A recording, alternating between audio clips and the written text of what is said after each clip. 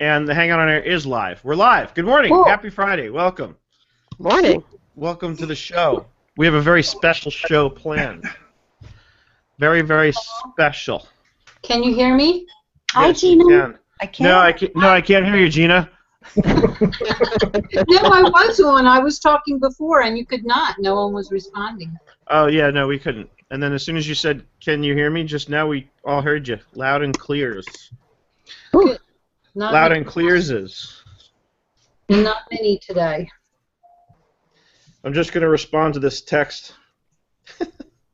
What do they Awesome. call that? Fubbing. That there's a new word. Fubbing. What is that? What is it? Supposed to be phone. Well, whenever you're doing something and you're supposed to be with someone, and instead of being with them, you're with your phone. Oh. Oh, you call that fubbing, huh? Fubbing. I have a new word that's really cool.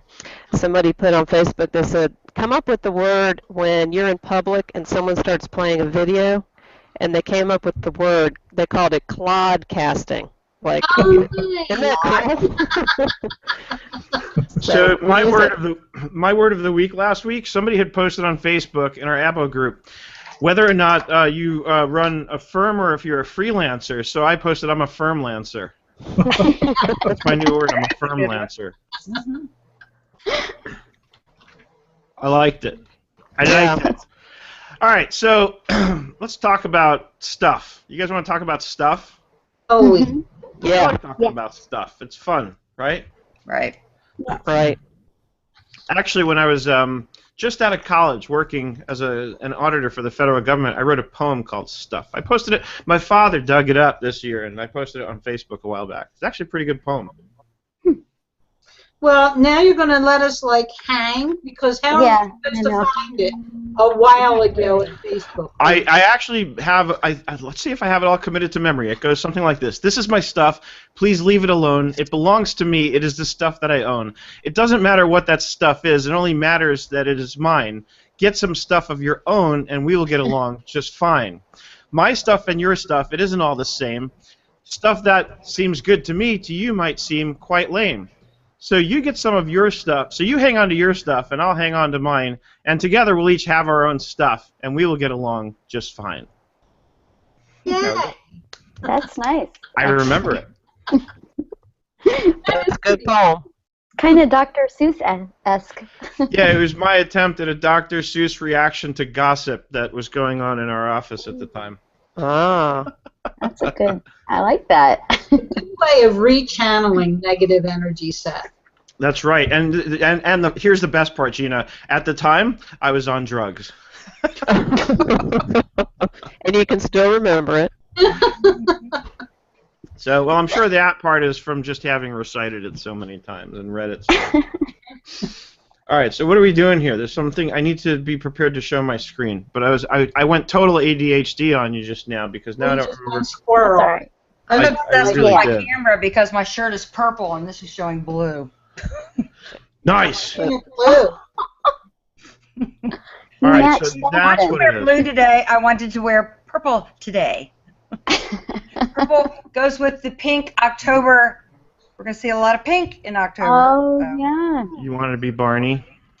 No. No, it's a woman thing. It's a breast cancer awareness thing.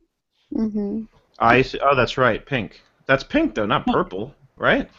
Pink, yeah, but my necklace was going to go with purple, not blue, and I'm not wearing blue. Anyway. Back to It looks. talk It's about like a the dress. dress. It's like a dress thing. I can't even listen to you because I'm blue. You're distracted. That's how my brain works. Cool. All right, so let's get started with some housekeeping items. First and foremost, and not even last, it's actually first, so it's definitely not least, I have to acknowledge the people who help us all week long. So I'm going to share my screen. Let me know when y'all can see my screen. Hey, that shirt looks familiar. Yeah, look at that. See, I didn't change from last week. I wore it last week too. See, I didn't think that was your shirt. I thought that was your skin. I know, it really is. I don't have to worry about getting tan anymore. Well, there we go. That's right. So, Thank so God for that season. always have to acknowledge our team SOB. Is everybody going to be at QuickBooks Connect with us? Carrie, I know you are. I know Jay is. I know Mariette is. All of us, Julianne the and whole Joanne team. are coming. It's taken all summer to pull this off. We're all going to be there. So Billy Ann and Joanne are also going to be there. Yes, the last holdout was Jay, since he's the zero guy. But he's got his tickets. He can't back out now. He might just spontaneously combust if he shows up there.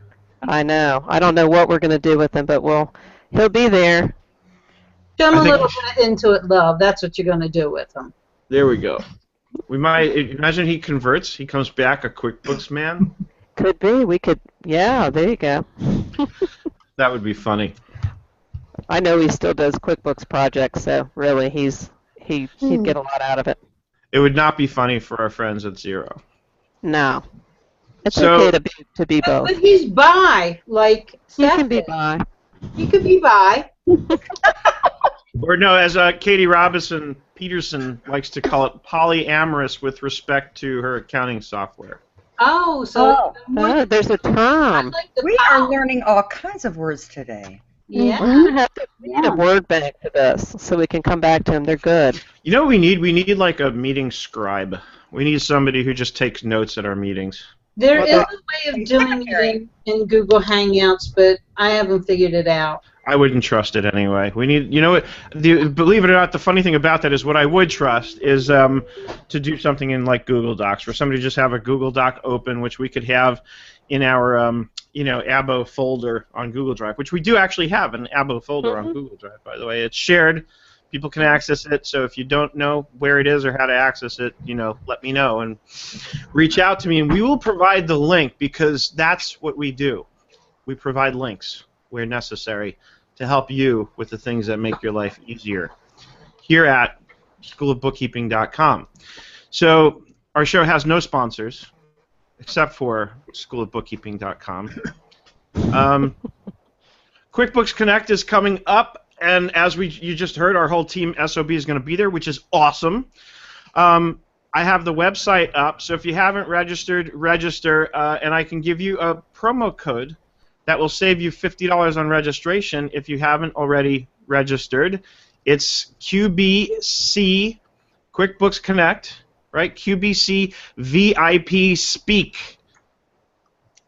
QBC VIP Speak gets you $50 off on registration. And then what you should be doing by now, if you are registered, is logging in and setting up your schedule.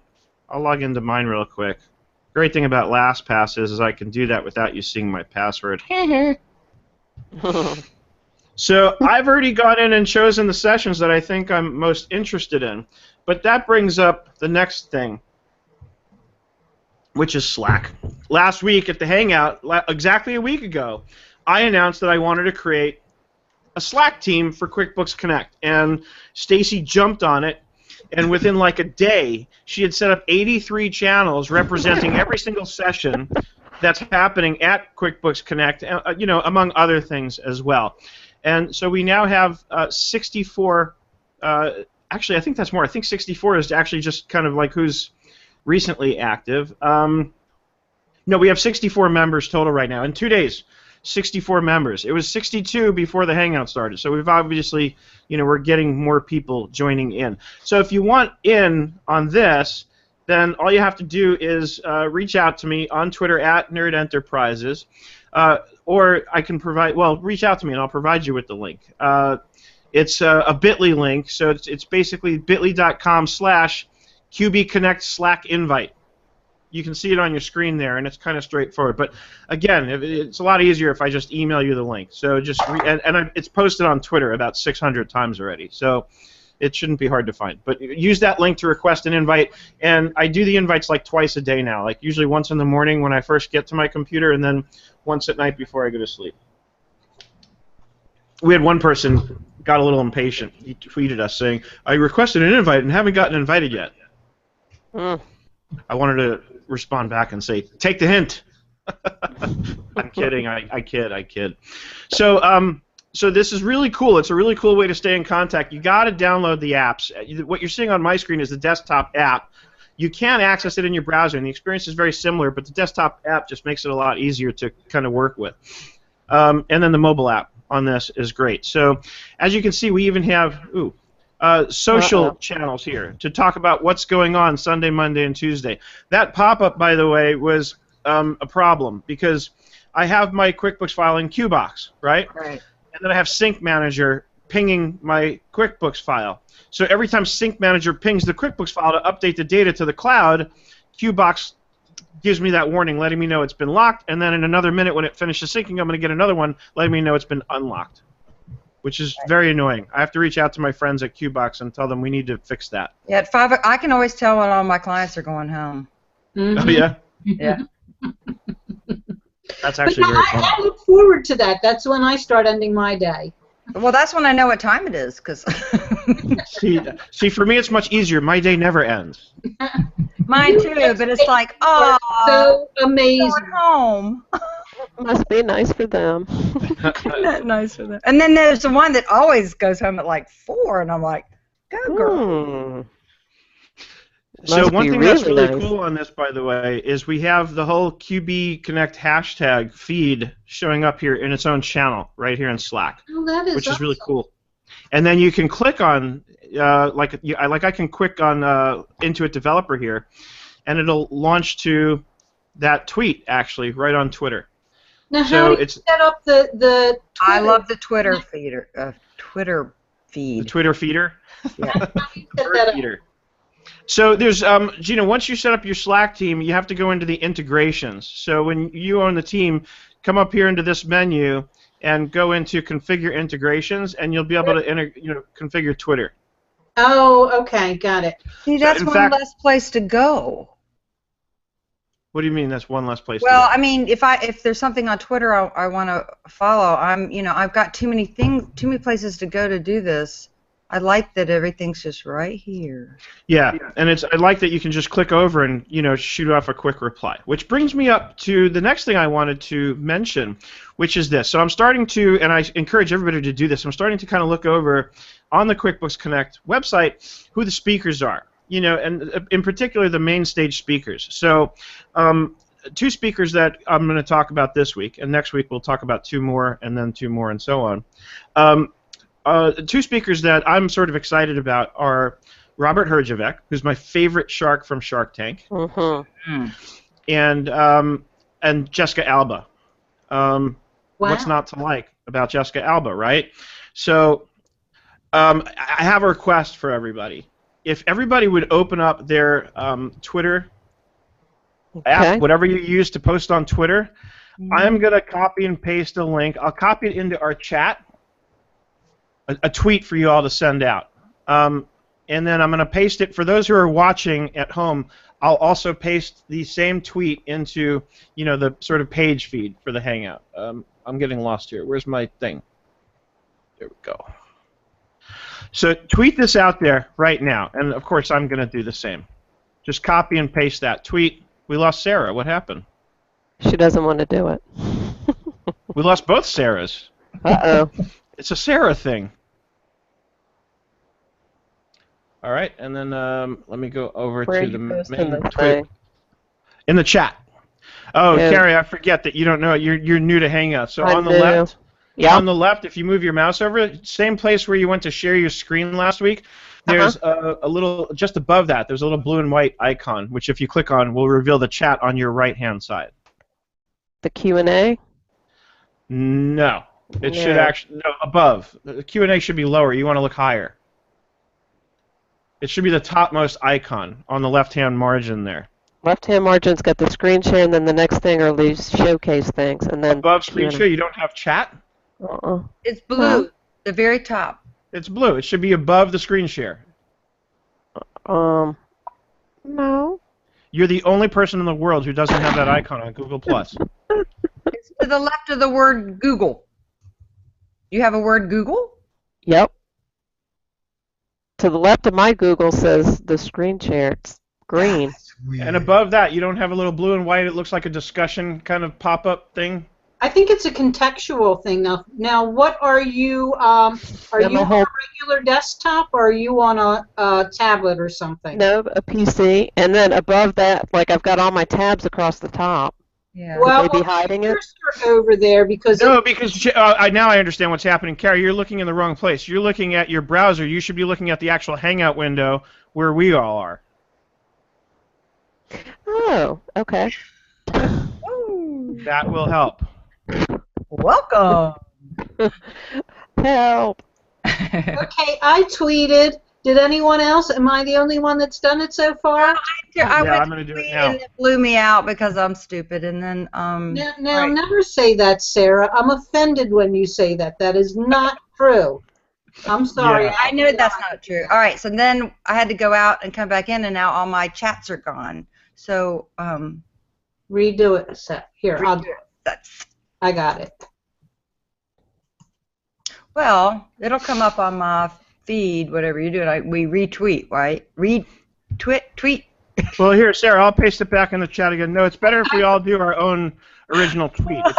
Obviously, I'm trying to get her attention here. So retweets don't quite stand out as much as an original tweet. I think we need more than 5 to go out, though, Seth. Well, that's why I've got it in the Hangout, in the the main page feed. I'm hoping that our friends watching at home. Put it in a Abo Facebook. It'll go crazy.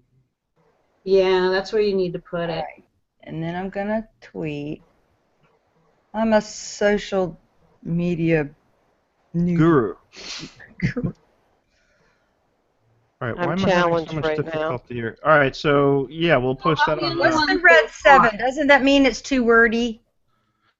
Yeah, it means that you're over, but you shouldn't be over because mine fit in, unless you added something to it. Oh, I have 7 left? Let's see.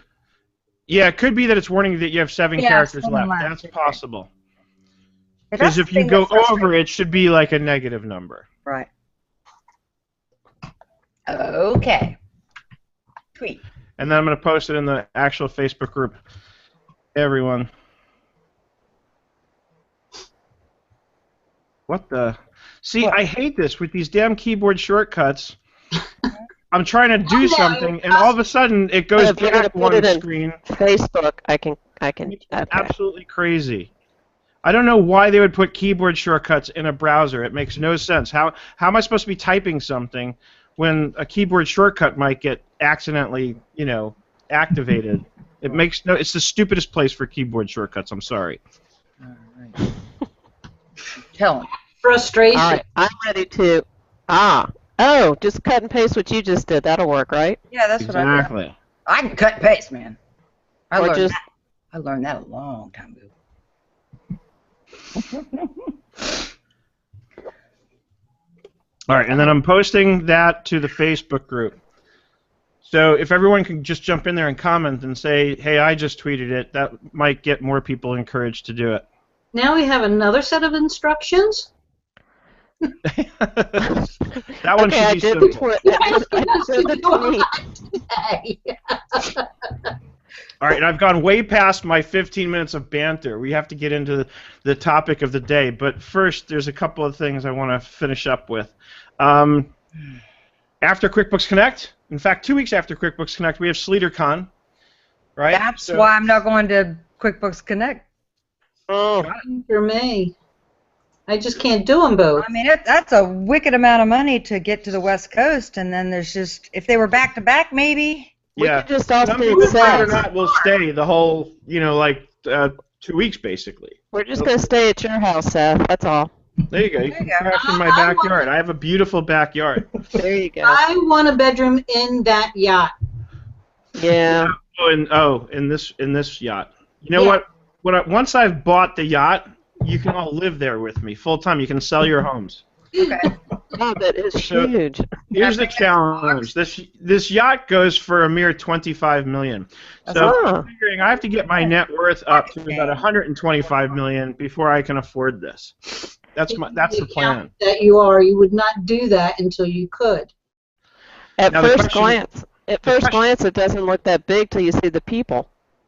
Right. Well, and the question is, can I write this off as a business expense, especially if I have all you all living on Yeah. it with me. If you don't mind being audited regularly. That's fine. They can audit me on the boat because that's the only Yeah. place. That's where my home and my office and my whole life will be. Right. But And yeah, it's speaking the of that, what a lead-in. That's true. That's true. Except, wait, there's There's more. more. So, real quick. And I thought you guys would actually really like what I'm about to show you. So, two new things. Quick update on how I'm using Trello and Smartsheet to manage social media. So, Trello, I created a board called Content Production and Scheduling. Mm-hmm. And so here's what I'm doing to kind of manage my little social media ideas. So I have the inbox, which is for new ideas, one-offs, fleeting thoughts. I pull up the app on my mobile device. I bang out a card so I don't have to worry about forgetting what the idea was. And I'm learning beyond the title to write a couple of notes because sometimes I go back to the title and I'm like, what was I thinking? I can't remember what the actual thought was that I was going to write about. And for whatever reason, the title doesn't trigger it. And then I'm using labels. For example, the red means this is something I want to get done today. Yellow means it's a work in process, right? You like that T-Sheets Dead Pro Society? Yeah, that has me. Oh, I'm one of those, right? Yep, it's a campaign I'm going to build targeting ProAdvisors who haven't been active with T-Sheets. And then so I have like a list basically for every different channel where I might post content. In fact, one thing I'm starting to do with this is even like updates that I want to post in a group, let's say, like something for Abo.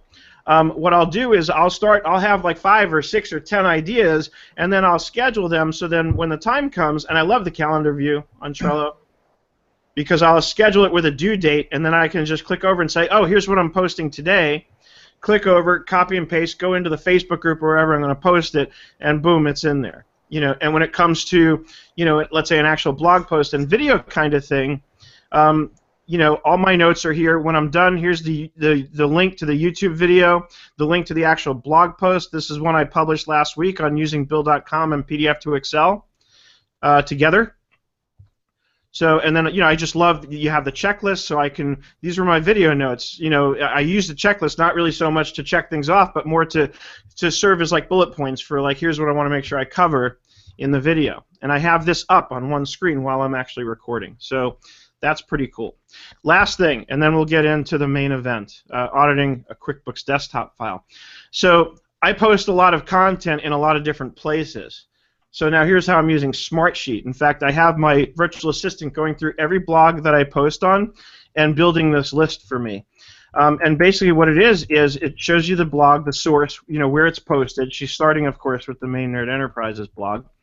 And we have the post date, the title, the original URL, the short URL, and then the tweet text. And oftentimes that's derived from the post title, but sometimes I want to change what's going to go out on Twitter. There might be somebody I want to mention, right, especially if the post has specific mention about somebody.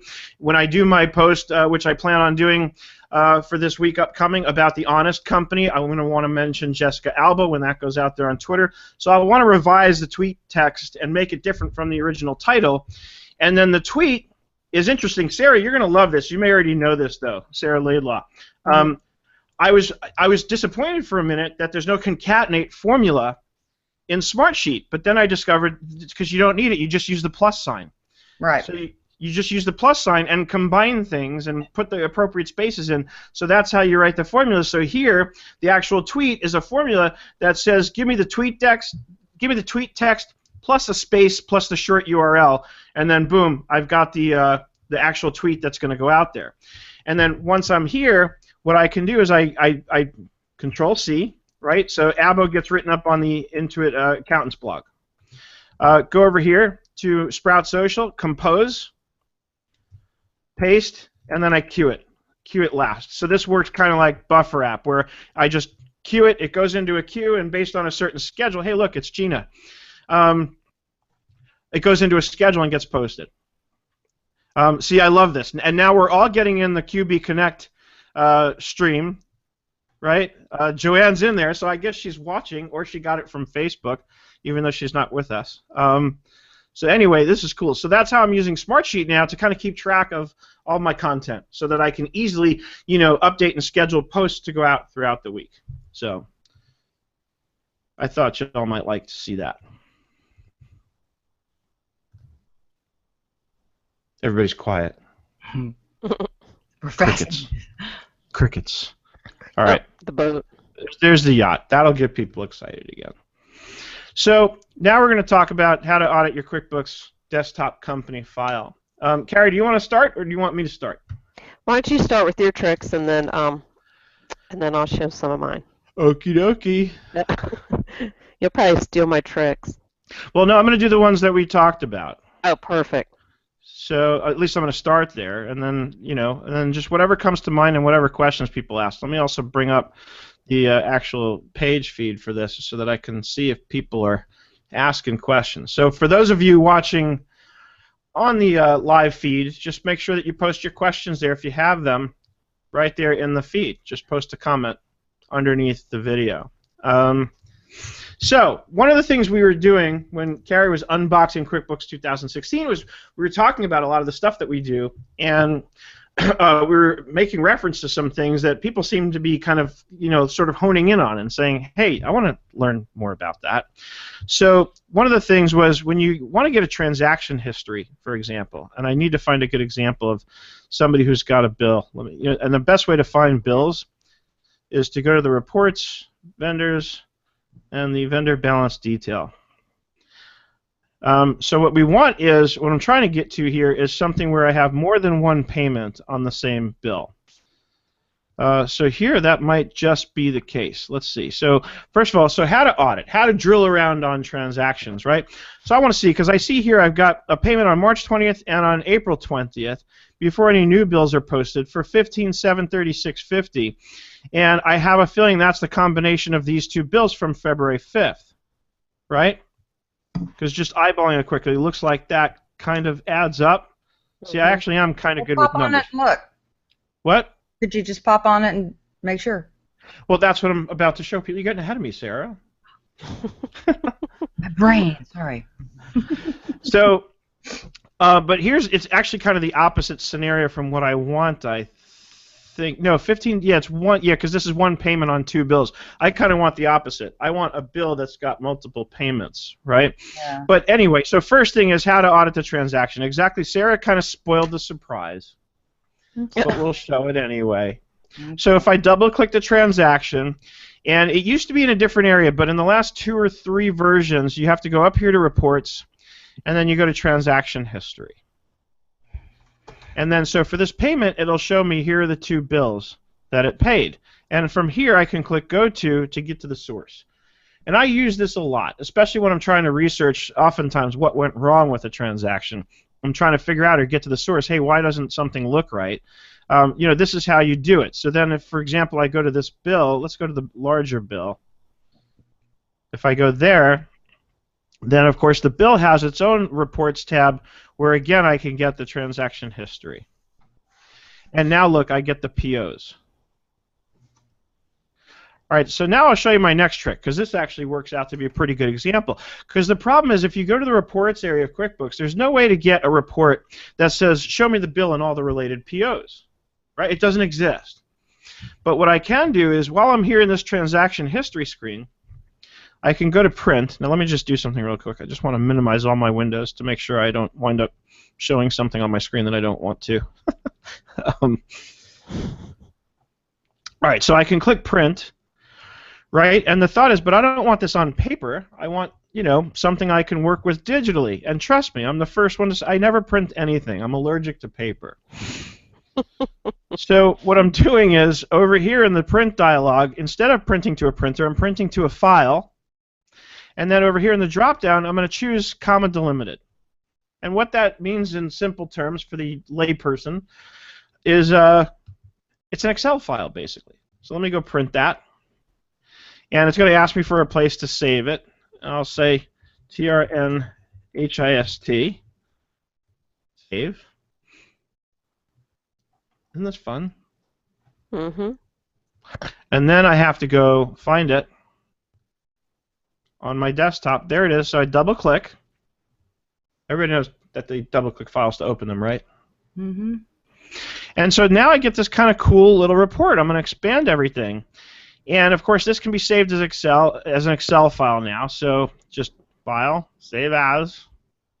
right? I can save it in the exact same location, but now here under Type, we're going to change to an Excel workbook so that I can actually format it, go to town with it, and retain my formatting. So notice what this does is it shows me that I have a bill amount of $13,585.50. There's no bill balance because the PO is non-posting. So here's all the POs, right? If I click and drag and highlight, it shows 3,091 total. Let me format these for numbers. Right, so we've got a bunch of POs, and then here's a payment, right? Because we went from the payment, and here's the actual bill.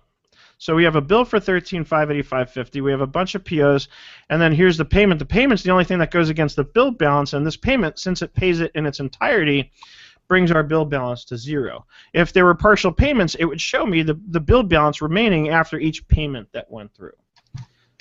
That is slick. Right? Right. It's one of my favorite little tricks on QuickBooks because it's you would think to go to the reports area for something like this, and you don't. You go into the print report area. That really helps when the auditor comes in and says, I need you to do this, and you look at QuickBooks and go, Yeah. You need me to do what? You need me to do what? All right. That's... So, and this works in, my favorite use case for this really is I have a bill with multiple payments. Because a lot of times I end up giving somebody that vendor balance detail report, but of course the problem with that report is, it doesn't really show me specifically which payment went to which bill, right? I mean, sometimes it's pretty straightforward from looking at this. Oh, and by the way, another little tweak that really helps on this, if I customize the report, I'm assuming you all know this, but just in case. Down here, debit and credit instead of amount. Okay? And now it's a lot clearer to see. The debit column, of course, are my payments, the credit column. And the reason it's debit for payments, credit for bills is because we're looking at a report that is based on accounts payable, which is a liability which has a normal credit balance. So bills increase accounts payable, therefore they get a credit to accounts payable on this report. So this makes it really clear, especially for clients. And what I'll often do is I'll dump this into Excel and change the columns from debit and credit to bills and payments, right? So that the client understands this better. And then sometimes I'll flip the order because a lot of times you want to kind of see the bills first and then the payments in the second column. So that's another little trick I use with clients who don't necessarily understand debits and credits. Right, so again, to recap, dump that into Excel, flip the order of the debit and credit columns, and rename them to bills and payments. Oh, love that. Clients love that because now they can understand what I'm showing them. And this is where I get into the conversation with people a lot, where I say, you need to review the reports with the clients to make sure they can understand them. And the people say, oh, my clients will never look at reports. If you do little things like this, they will. The reason clients... Yeah, because the reason clients don't look at reports is they don't understand them. No, overwhelms them. Right. But if you take the time to hold their hand and walk them through it, not only will they understand it, but they'll see the value in the report, and then that's going to translate into tremendous value that they see in the services that you offer as a QuickBooks consultant. Right? Little things like that. Go ahead. I cut somebody off. No, I said amen. Oh, thanks. Sarah's praying for me. Yes. I need it. I need prayers. So yeah, those are my tricks. Carrie, you want to take the ball and show us some of yours? All right. Off of that. Okay. So I hit the share screen. Let's see, on the left-hand side. All right. Let me get my. All right. Can you see my QuickBooks? Nope. I still see you. Me? Okay. Then I didn't do. Quick share and then pick a screen. Pick a screen. Pick a screen, any screen. Looks like we're getting it. Yeah, because now I see my ugly mug. Yeah, there we are. Okay. All right. So on the same idea of what you just said for debit and credit, I love inventory. I know you do too, Seth. And a lot of times we have a problem figuring out what cost and what the flow of that. So I like the idea where you say you can rename that the debit and credit thing.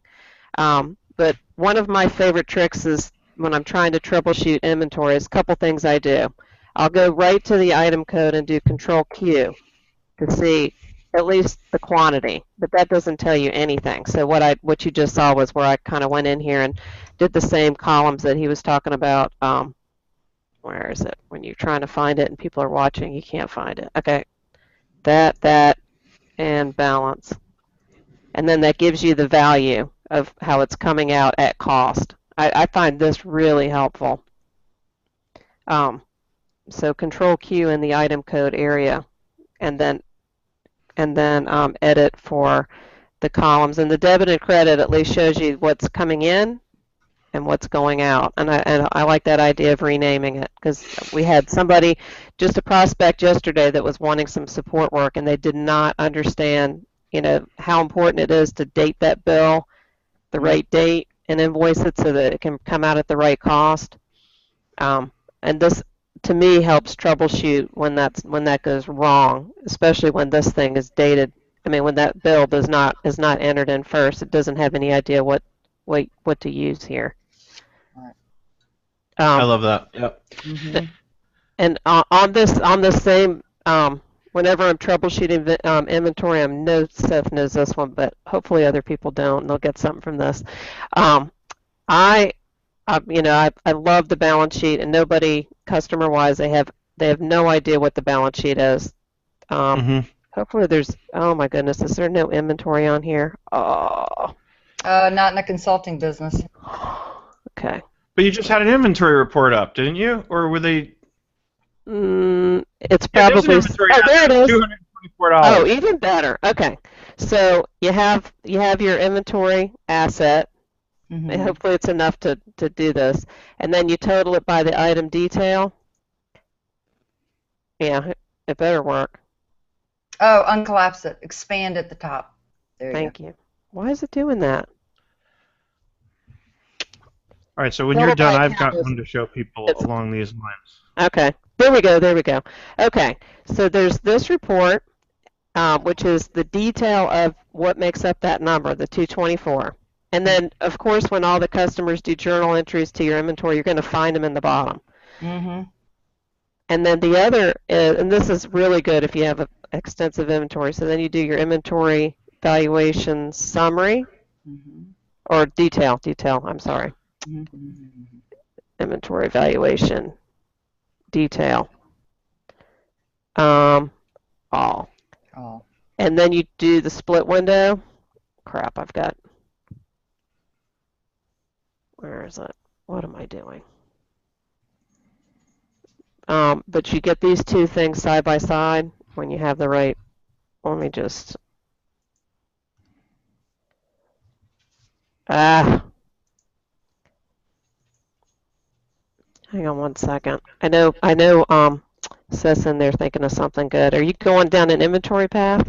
Yeah, I am. It's a little different. It's an audit technique that I use a lot, which uncovers a common mistake.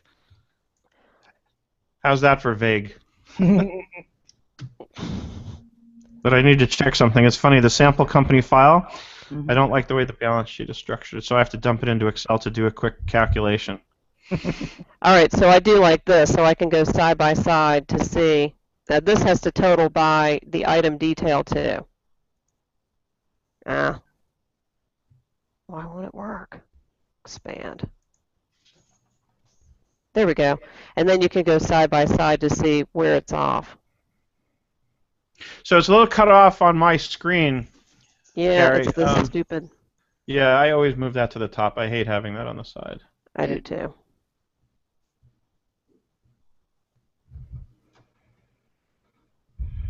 All right, so now we've got one that totals to 201 and another to 224.25. Yeah, there's definitely something wrong with this file. Yep. And it's in the top section, because in the top section on the left you have 674.25, on the right you have 651. Right, exactly. Not good. Not so good. That's where you can, but the beauty of this is you can start kind of going through and seeing, okay, what's wrong? Mm-hmm. And so, yeah, the thing I was going to show is very similar. Where did my Excel file go? So anyway, getting these two reports, and I do that trick that Seth does too. Well, I'll save the ones I get to all the time on the top, and then just pull those two up and do a vertical so you can go side by side, not go blind. But obviously, like this top thing right here, there's a problem in here. All right, you ready? Yeah, I'll take the ball in just a second. Let me just check something. So, okay, so yeah, I'll take the ball. All right. Screen share. So one thing that I do, and I've talked about this a lot especially when I take on a new client, is I do a very thorough review of their balance sheet, right? Mm-hmm. Who do we have joining us here? Cheryl. Good morning. I didn't see Cheryl come in. So one of the things I do is, as I'm going down the balance sheet, the balance sheet, of course, my checklist. I'm going down, I'm reviewing, we of course make sure that the bank accounts are reconciled, we run the receivables aging reports, and that's something I have to review with the client because I have no way of knowing what's normal or not for them, for their clients. Sometimes, very often, clients will say, look at a client whose aging is past 90 days, and they'll say, oh, I'm aware of that, like there's some special situation going on. Mm-hmm. So it's not a cause for alarm. But to somebody like me who doesn't know any better, my immediate thought is going to be, oh, we need to call these people and collect money. So mm-hmm. That's why it's important to review this stuff with the client. There's just too much that you could never know as an outsider kind of looking in. So now we get to the inventory. And I always choose, by the way, Carrie, a manufacturing company to do demos because this way you got everything, right? Gotcha. So we've got materials inventory. So now here's what I was referring to, though, in terms of poor structure on the balance sheet, because I can't get a total of what the true inventory is here. I have several different inventory-based accounts. These should all be in a sub-account as long as we're going to go this route so that I can get one total on inventory, and I don't have it. Everything's in other current assets. So, of course, I went to Excel so I could do a quick total, but I shouldn't have to go to Excel to do this. So that just has to do with form on the chart of accounts, right? You always want to think about these things and of course this is a sample company file, but I see this a lot in practice, where people just stick accounts on there and don't really think about the structure and where they should go and how they can be grouped to get the information that I really want. At some point, I need to know what the true total value is of inventory, right? Now, I have negative finished goods inventory, which suggests to me that somehow we've done inventory builds, right, which have pulled out of finished goods inventory where we didn't have sufficient quantity. But what's even weirder is I know that inventory builds don't let you do that, right? If you don't have enough quantity to complete the build, that's the one place QuickBooks stops you. So this is a huge red flag, right? What's going on here? Somebody probably did some kind of manual adjusting. Now, so the check that I do, which is very similar, I think, Carrie, to what in terms of what I'm trying to accomplish to what you just showed. It's just a slightly different way of getting at it. So I want to look at the inventory here, and then I run the inventory valuation summary, and just real quick, I want to get down and see what's the total. This number at the total here, there's my negative 20,000, by the way, and I can see exactly where that's coming from, and it is from assemblies. So I have negative assemblies, which means actually that I've sold assemblies that I didn't have in stock, right? That's where that's actually coming from. But at the end of the day, I have an inventory total of 114,947, and if I go back to my Excel, I have 153,42.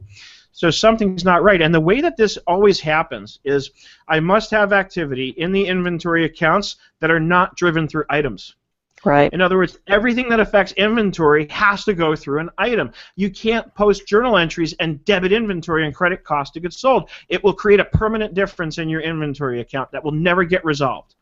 And I found something just like this recently. In fact, I was off by something like 135,000, and sure enough, when I drilled in, and this is the thing that blows me away sometimes, but this is a perfect use case for, or perfect example of the kind of situations I've seen a lot of over the years because I've been doing this forever, where you get, let's say, a CPA who I'm sure is brilliant with accounting, or tax, but they don't know how to use QuickBooks properly. So journal entry. And that's exactly what happened. They posted a year-end journal entry to post a correction to the inventory account with the natural offset going to cost of goods sold, but it didn't occur to them that this has to go through items because not that they're not smart, I'm sure they're brilliant, but they don't understand the mechanics of QuickBooks, right? So I catch mistakes that are made even by the illustrious CPAs out there.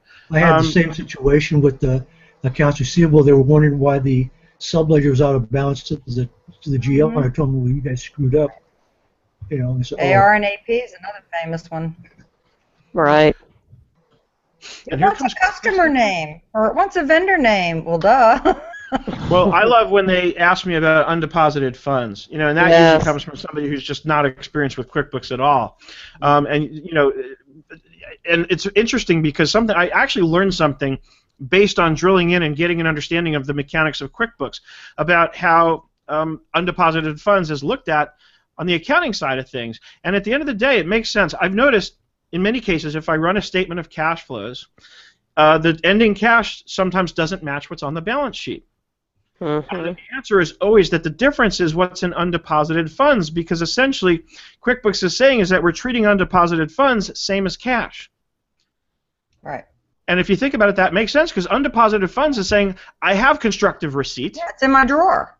Right. I Just have the hadn't gone to money. the bank. I just didn't bring it to the bank yet. So you have to add undeposited funds to your cash accounts on the balance sheet to add up to what statement of cash flows is going to say you have in cash at the end of the period.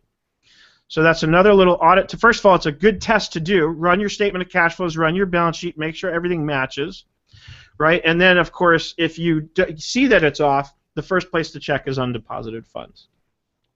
So and a lot of people at year end, a lot of CPAs that I've worked with want to adjust that. They want to reverse that out against sales, and that doesn't make any sense to me. Constructive receipts there. There's no reason to reverse undeposited funds against sales, but I see a lot of times that they want to do that because I guess they're thinking it's not in the bank, so it's not constructively received. But it is. Yeah, that's the exact definition of constructive receipt is it's in my hands. I just didn't deposit it. Right. And I actually like if they deposit it, even if it's an outstanding deposit, get it in the bank so that's, you can have that be zero, but it's going to get in the bank. Yeah, the only reason not to really... Yep, the only reason not to is you're holding on to that. Let's say let's say the customers ask you, hey, can you hang on to that check and don't actually deposit it until I let you know, right? Yeah, that's the only time where I'd say leave it in undeposited funds. In other words, there's likely going to be a long lag time between when I received it and when it gets deposited. Well, donations that go by the postmark date on the envelope, not the check date. Mm-hmm. So at the end of the year, if it was postmarked by December 31st, we can get it in. Well, yeah, because I can put any date I want on a check. Yeah, so the whole first year of or the first week of the year, you'll find a lot of that. Oh, and let's face it, a lot of companies will do that. Companies who are looking for deductions are going to write a lot of checks at the last week of the year, and the companies who are trying to avoid, declaring the income are going to hold off on depositing money. And guess what, folks? The IRS is not stupid. They know that you do this. Yeah. So, all right, here's another thing I promised Carrie that I would show everybody. I talked about it last week. So let's go to custom reports. I'm going to run a straight transaction detail report. I'm going to set it for all dates, and then under display I want to see entered and last modified by. And here's a case. Here's why you need to have different users logging. A lot of those too. I wish you could turn them on permanently sometimes. And it's going to take a minute to run because it's going to be a lot of transactions. But this is the trick I talked about last time. So now when I sort it, I want to sort it by entered, last modified. Mm-hmm. Okay, and now let's dump this into Excel.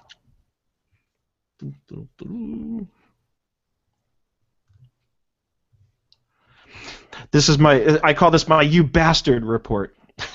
All right, so you're dumping every single tran. Okay. Well, I normally would. It's just because it's a sample file, so normally I would restrict it to a particular date range. But okay.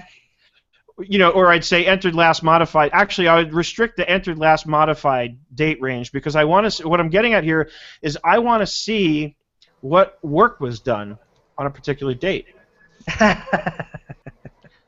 Right? Were they playing on Facebook or were they working? Exactly, and what I'm going to do once this finishes dumping into Excel is I'm going to write a formula that's going to calculate the difference in the timestamp from one line to the next to look for gaps. Oh, you bastard! Exactly.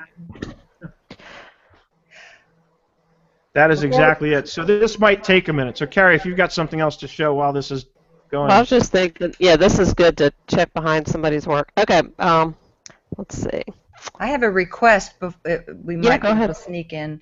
I have, I'm so fast on the keyboard that there's one report that I do all the time that maybe y'all have a better way of doing it. With nonprofits, we do a lot of job costing with the customer names. Mm-hmm. So when you go into the customer file, you won't see it on there. I call it their AR card. you won't see that kind of activity just in front of you. You've got to find it. Mm-hmm. And so I'm always doing a control Q for a quick report, and then but you have to. Here, I'll show you. If you could pull up an AR list, a customer list that we could look at. Of course, they may not have any, but I can at least show you what I have to do. All right. Let's see. Can you see my screen? No.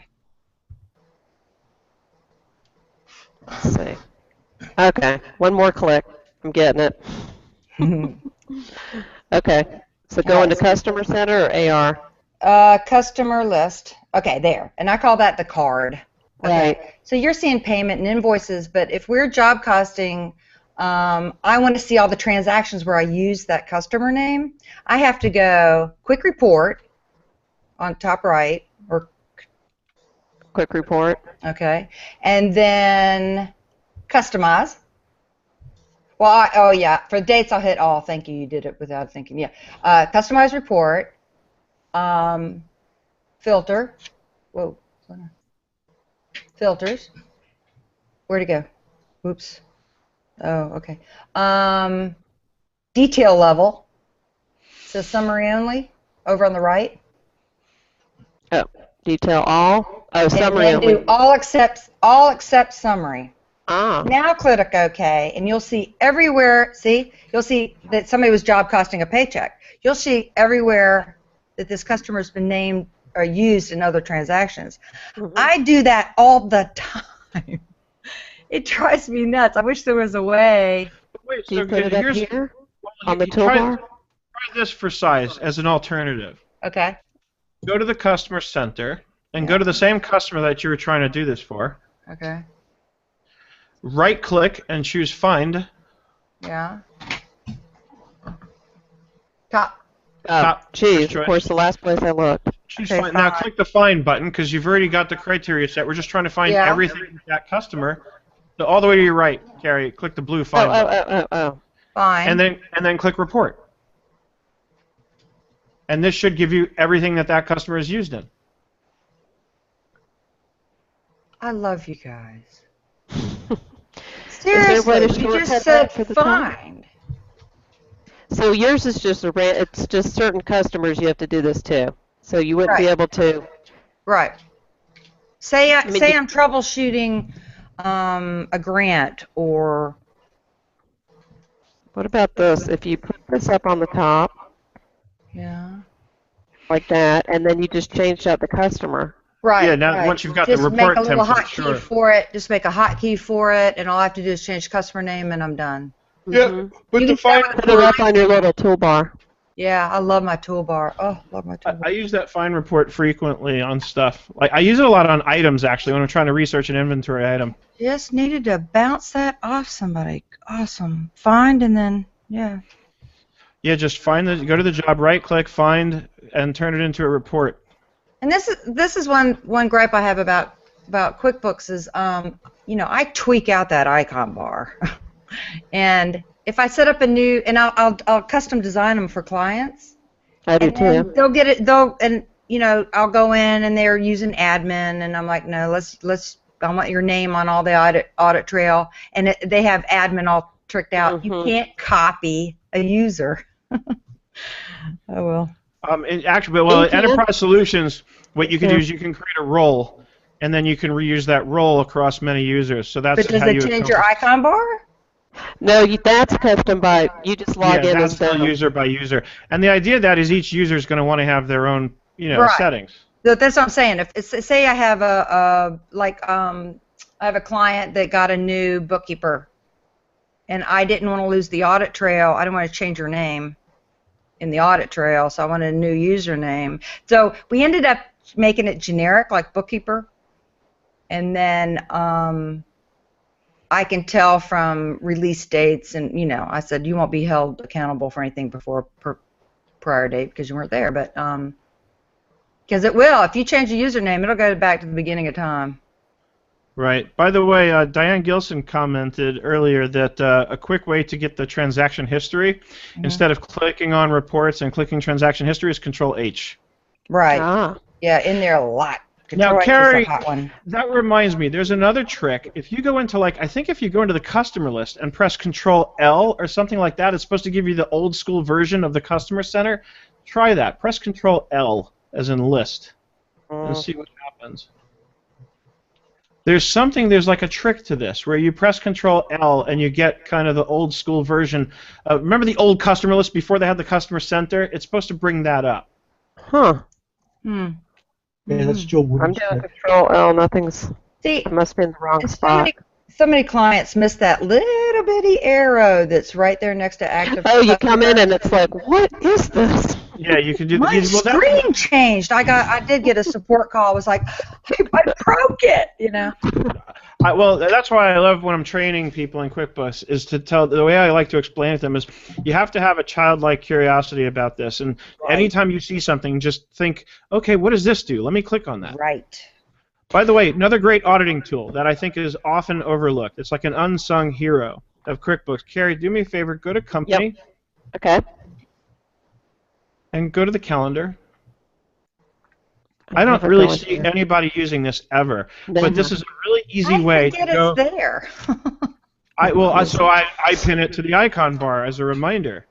But I've done videos recently. I was doing a series on QuickBooks for law firms, and a lot of people ask me, how do I set reminders and to-dos in QuickBooks? I want it all in one place. This is how you do it, because look on the right. If you assign a to-do in QuickBooks, it's going to show up there. Mm-hmm. So now, of course, you just have to get in the habit. You pin this to the icon bar, and you get in the habit of using this and telling people to click on it. Because the little thing at the very top right of Carrie's screen that you probably never notice unless I pointed out to you, like even further up where it says 14 in blue, nobody sees that. I ignore it. First of all, it should be in red, right? Because then it's annoying. Then it's like I have to click on it to get it out of my way. The blue is too soft.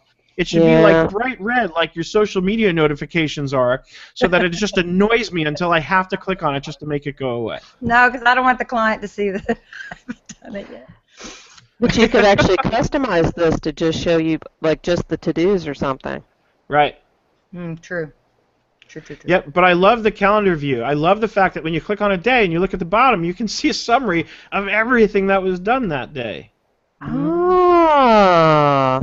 Isn't that was cool? actually done? Never mind the date of it. It's not actually done. It's entered. That's the date that they did it. This bill could be dated any day. Right. Right. Oh, so then you can see when what they're they're doing. Where were they Tuesday and Wednesday? Right. They did not. Did they build some work?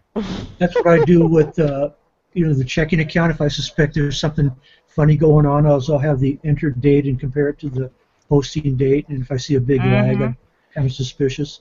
Right, now wait, before you go away from the screen though, Carrie, one other thing. Look at the top of the calendar, select a day that's got something entered. I don't know if this really matters, but now look at the top. So at the top left of the calendar, you'll see the left and right pointing arrow, then it says December 2020, and then keep going to the right, and you see the three little icons next to that. They almost look like they're grayed out. Click on those. So you're in the monthly view, click on the daily view. Yes. And then click the one in the middle. The one in the middle is awesome. Boom. So you get a zoom in on just the week. So on the 16th, they played on Facebook. They didn't do any work. They didn't do any work, yeah. Exactly. Awesome. And notice you have a filter there also where it now says show all transactions, and you can say just show me, one particular, show me deposits from that day. Right? Nothing. If there weren't one. One. Oh, that's bad. Yeah. So this is, and this has been around for a while, but it's almost lunchtime. This has been around for a while, but I rarely see people use it or even talk about it, and it's a great feature. I never go in. I have to admit, I never go in here, so I learned something big on that. Yeah. One of the things I was going to show that I do, and maybe you guys probably do this too, and if you don't, at least I can share it. I love setting up payroll. So do I. I don't like the way that it automatically dumps it into plain old payroll taxes payable and payroll expense. So I spend a lot of time breaking that out and going into the payroll list and making it, payroll tax payable federal, state, SUTA, FUTA. withholdings for insurance or IRA or whatever it is, and then I make it so it shows salaries and payroll tax expense instead of all getting dumped into one account. Mm-hmm. Yeah, that's the way it comes right out of the box, and that's the first I can't thing stand it. Mm-hmm. So then this report also helps too when we're trying to figure out, if something shows a balance. Mm-hmm. I love this report. Mm-hmm. That's the first thing I do before we do quarterlies on our checklist. See, I hate using QuickBooks for payroll. I'm a big fan of using the outside services. Love it. I hate it. I love it. I actually love the assisted so that I'm doing the payroll. I'm in control of where it's posting, but they do the taxes. So I'm like, no, you know why I especially love using an outside service for payroll is because then I set up my employees as vendors, and I favor the reporting based on vendors over employees all day long. And because I can get really good vendor-based reporting on employees when I need it. Yeah, but hey, they're really cracking down. They're also cracking down on overtime, January 1. Watch out, people. Which is interesting. I was sitting with a client yesterday, and we were talking about this, especially because we were talking about the new law where you have to accrue the sick time. And it's interesting because, you have this whole talking about don't track time. And what I'm starting to learn now, because I'm paying a little bit more attention than normal right now to this, is there are, I guess, even if I hire a salaried employee, I have to pay them overtime if they work more than 40 hours a week. And how can I possibly make less than 50,440? So that's the rule. If it's under 54 grand a year, because those are not considered managerial employees, right? What they did is they bumped up the threshold because so many people were using their managerial, and finally they came in and said, what was it, $23,000, $24,000? I mean, that's poverty. So now the Department of Labor came. And it hadn't passed, but it will. They're saying, no. If you're over 50, okay, now we can start looking at it. Right. In other words, if you're going to say that employee's a manager, you better pay them like a manager. Pay them. Right. So there's going to be millions of employees getting overtime January 1.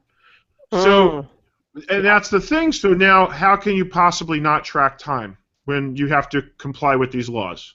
There's no way. There's no way, and I have to track salary. Like I'll take the average hour, because I'm doing nonprofits, so I'll have salary set up with their salary is split by.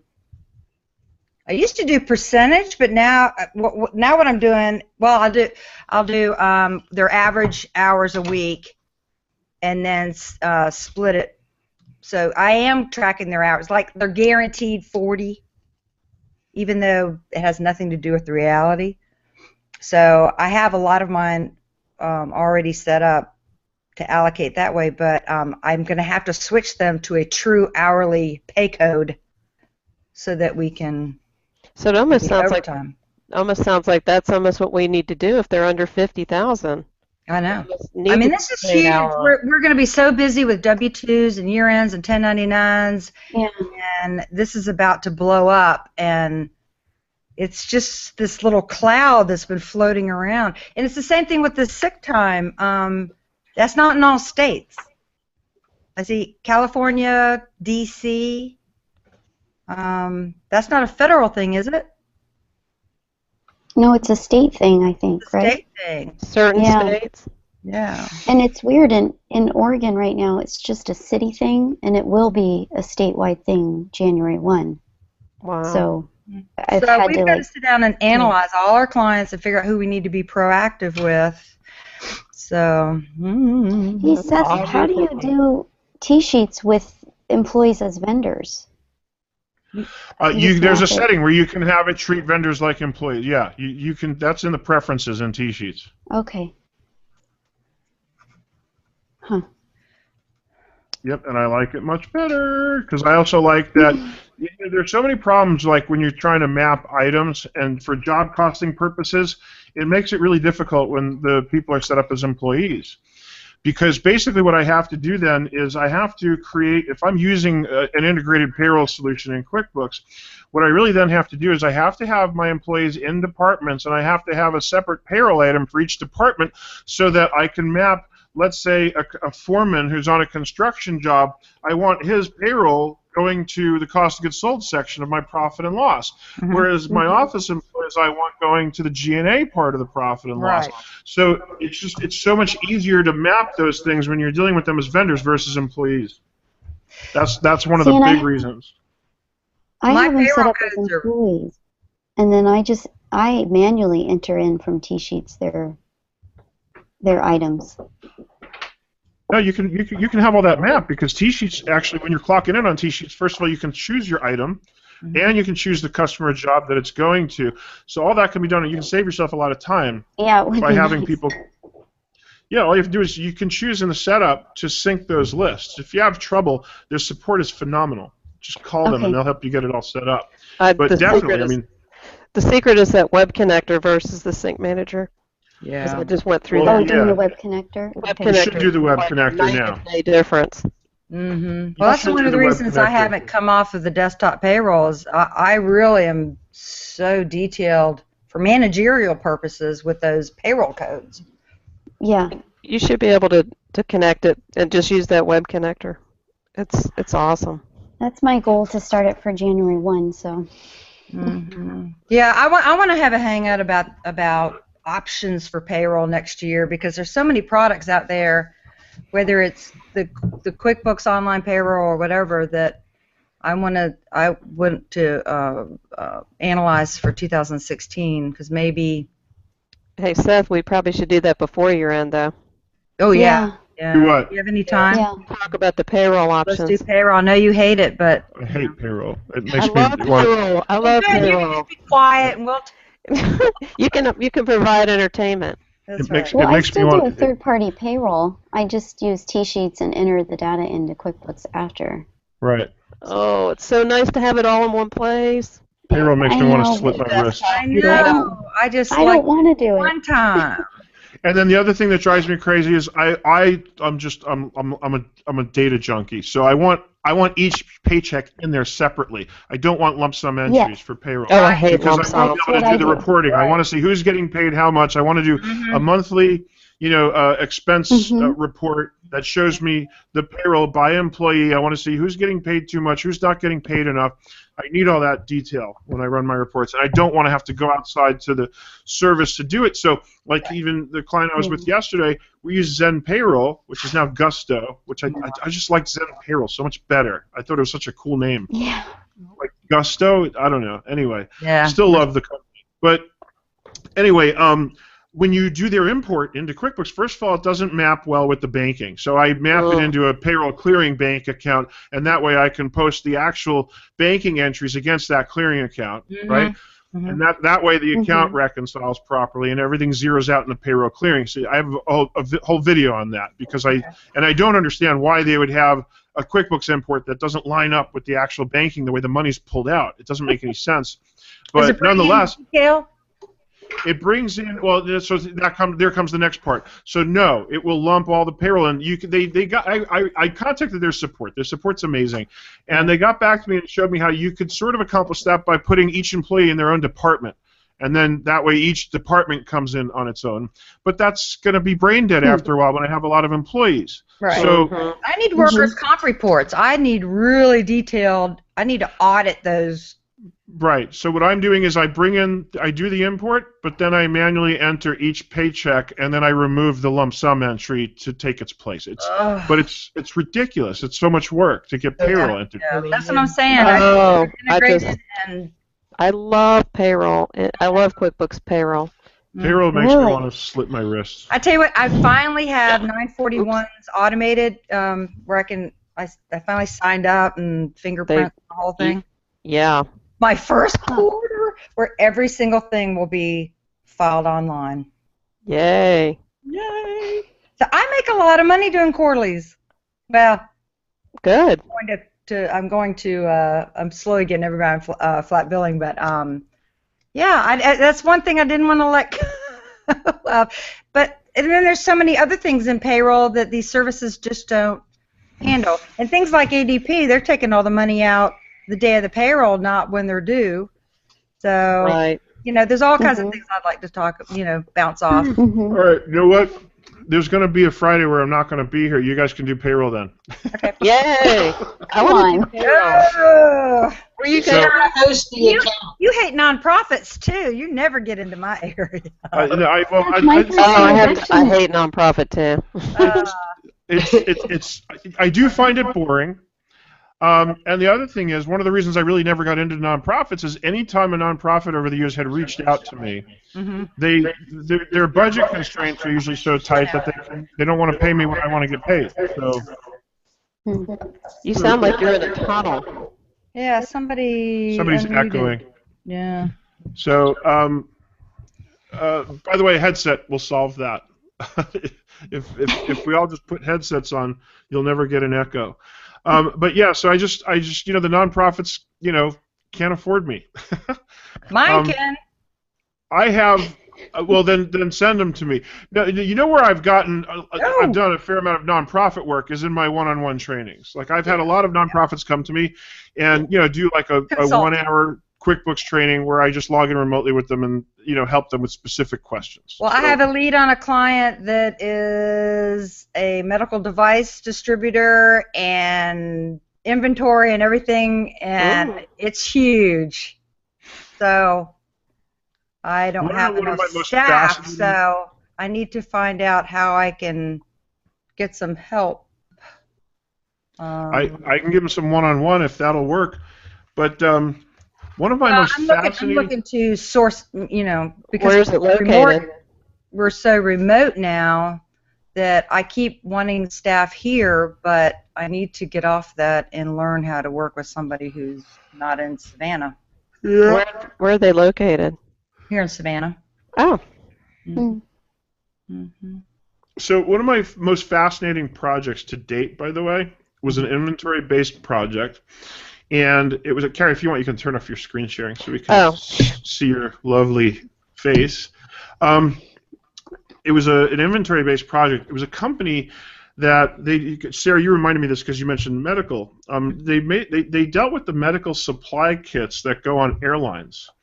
And what makes that interesting is there are narcotics in those medical supply kits. And those narcotics have expiration dates. So we had to set up custom fields to track the expiration dates so we could run reports and see when and where and what planes the kits needed to be replaced on. It was fascinating.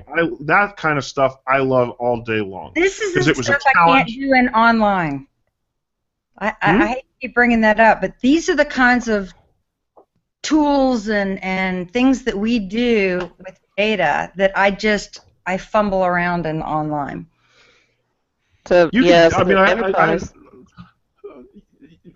Online, the problem with QuickBooks Online is you're limited to just 3 custom fields. So you're somewhat limited there. If they open that up, fine. But again, the trick that we always forget when it comes to QuickBooks Online is that we're so used to with QuickBooks Desktop trying to rely on a single solution to do everything, and 9 times out of 10 we're forcing 85% of a solution into a single product. With QuickBooks Online, the whole trick is understanding apps.com and the ecosystem, so that you have to learn to rely. And I don't mean you specifically, Sarah. I'm talking in general. We have to learn to get familiar with what's in that ecosystem and learn which apps we can use to add on, because there's lots of robust inventory management apps that will. When you combine that with the QuickBooks Online as the GL product, you'll get a much better solution, I think, in the long run. Will it cost more? Yeah, but what are you saving in efficiency? So this is my argument always for going to QuickBooks Online. In other words, use it as your core general ledger,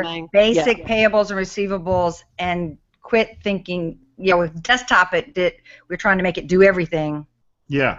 And QBO isn't designed that way. It's designed to be It's designed to work with other programs, right? So that's my whole thing. Like in Course 21, here comes my shameless plug. When I'm talking about what we're doing by running a business completely in the cloud, we have to choose our industries. We have to learn which applications we're going to use to serve those industries that work together with QuickBooks Online, so that we can properly serve our clients. And in the end, I think you end up with a much better total solution.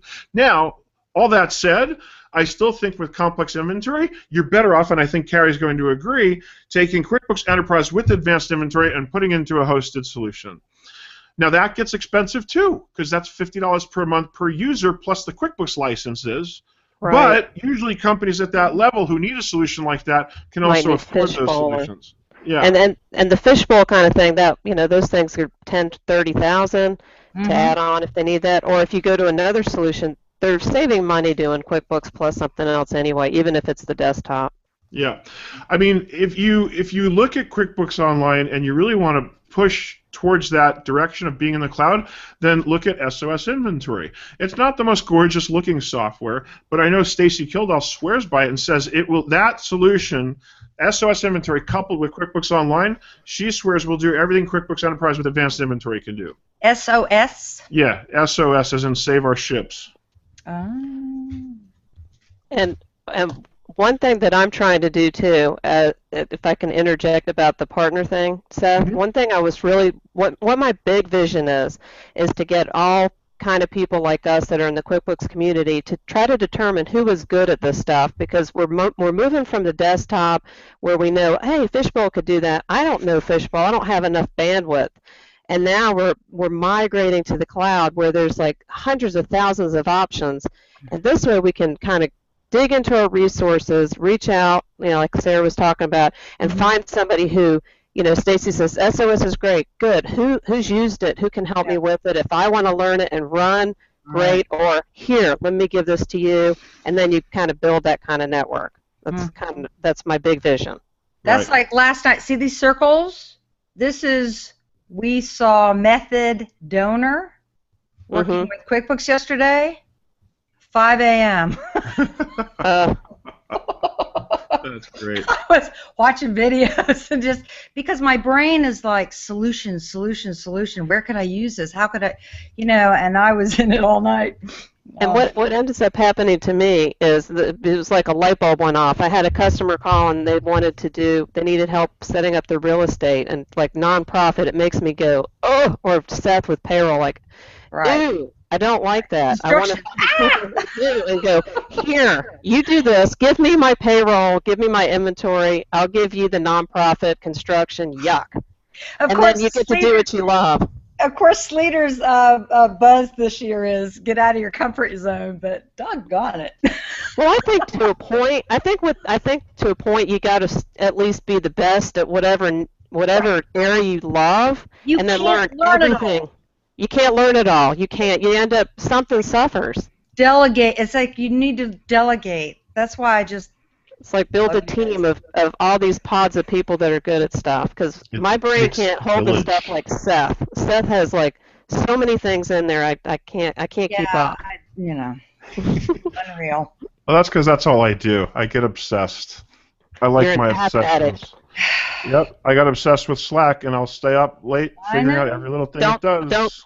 I got a Slack thing. Don't give me no flack about that Slack. Well, you know what? I'll Slack you later, because. Well, I have so many toys on my machine. It's just we've started turning all these things off. My husband can't seem to troubleshoot why my Chrome keeps crashing. And he goes, "What is all this stuff?" Like, so it's Seth's fault. He made me play with this app. That's right. I'm looking at the chat, and I'm looking at Chris McLeod. I guess she left, but her question, I just watched this on Nerd Enterprises. I have to find out what she was talking about. How to select the formula to run across a row. Oh, it's an Excel question. No, I know, but I don't know what she means. Oh, well, we'll have to revisit it later. I'll reach out to her and ask her. All right, we are. I wanted to go over because we had so much time that we spent at the beginning on the housekeeping stuff, so I wanted to give it a full hour of this. This was great. I think we need to do it again. Sarah Prevost said that I need to be in on the payroll topic, so fine, I'll be there. And don't forget, of course, as always, to join Gina's Hangout later today, 2:30 Pacific, 5:30 Eastern. Did she go away? She did. She had to go. Now, we rarely pick a topic for her Hangouts. Maybe we need to sometimes, unless we're demoing a software, but... Right. And I will be busy in one-on-one trainings all day today for the rest of the day, so I will miss it. Okay. But I will see you all online. Have a nice weekend. Bye. Bye. Bye.